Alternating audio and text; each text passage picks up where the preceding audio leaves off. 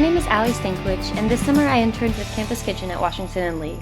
As a last-minute change of plans for a summer experience, I am so grateful for the opportunities that it afforded me and the chance to engage more deeply with an organization that seeks to respond in a dignifying, personable way while addressing the immediate emergency need of hunger and food insecurity.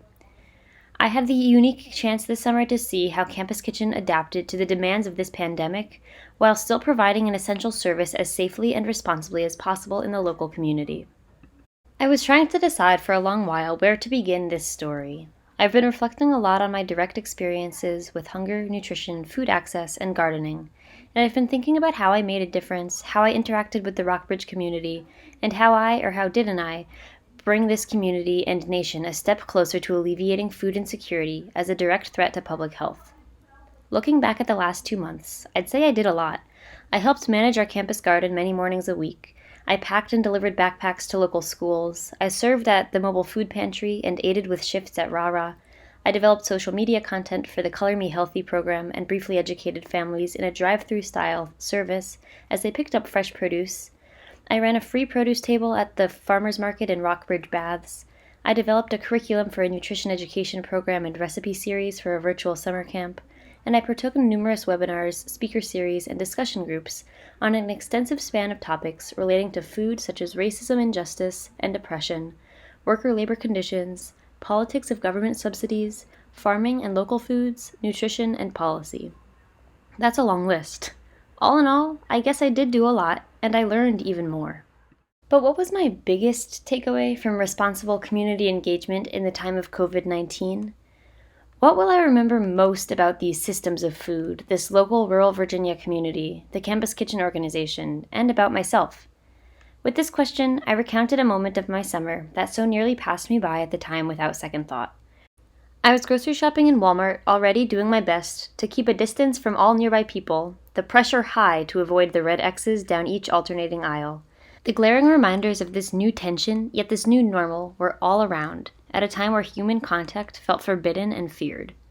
As I was in my own world for a moment, distracted by the sonorous claps of thunder that made me question if that Walmart roof would even stay standing in that thunderstorm, an elderly man approached me and reached out with a quarter in his hand. I will admit that honestly, my instinct was to retreat with uncertainty and to reject the offer from this stranger. I was caught by surprise and already on high alert due to COVID and my effort to practice distancing at all times possible. In his hand, though, was a silver coin, a quarter. Initially, I politely declined. I knew that I did not need these 25 cents. I had done nothing to earn it, and I would feel guilty taking it from him. However, the man insisted that I take this token that was part of his 40-plus year quarter ministry. Even through our face masks, I could tell that he was proud of his intentional mission to pass out quarters as a simple, small act of kindness each day. So I accepted graciously, and then we each carried on our own ways. As I reflected on this exchange, its impact became more and more apparent to me. The man's generosity stemmed from no ulterior motive to advertise a charitable deed in some way of saviorism, nor was it to fulfill a service requirement for any resume or an award. Rather, it was an authentic symbol of something that he could give, and something much more than just its material value, that rewarded both he and the recipient. This moment helps me recognize how in my own day-to-day summer work, my actions may have felt small at times, sometimes feeling even menial, but they did make a difference. When I researched the value of eating vegetables, posted a video of me cooking, or mindlessly filled plastic bags with applesauces and oatmeals, not to mention sitting watching videos or reading articles all day, I often wondered what really this was helping in the larger scheme of things. I read so much and talked to various people about the urgent, critical, and in some cases life-threatening cases of hunger, malnutrition, food injustice, and poverty, now all exacerbated by COVID-19. And how could I really solve these problems? These questions and feelings of being unproductive or non-impactful echoed in my head, particularly at the earlier self-quarantine period, and then later, right after a positive COVID case arose among fellow interns, and we had to return back to a completely virtual, remote style of work for the final few weeks of summer. Was I doing enough? Now I see that the answer may be yes. Perhaps there was less satisfaction than I've been used to before if my day-to-day work was not solving the structural injustices that surround food and nutrition.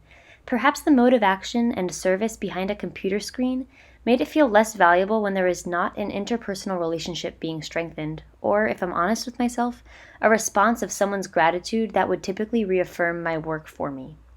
But just like that quarter would not make any momentous visible difference in my life, it was a symbol of someone's kind generosity and outreach with nothing asked for in return, and it had a greater impact and value than I'd otherwise imagine. The smallest deeds not only form a greater aggregate of good, but they matter, and the benevolence of a society cannot be made a reality without the individual building blocks of kindness that start on that smallest level. I have become accustomed to relying on results and on building interpersonal connections to feel valuable and impactful, but I adjusted this perspective this summer. The quarter ministry was a beautiful reminder that change of these structural injustices and systemic barriers that drive the cycles of poverty and food insecurity demand the unglorified, less rewarding, maybe menial jobs and research. It starts small, it requires patience, and it demands our persistence and resilience. It was easy to feel frustrated by the circumstances and limitations of interning in this COVID-19 summer, but ultimately I think I learned more than I ever could have otherwise about myself, this community, and the routes toward change.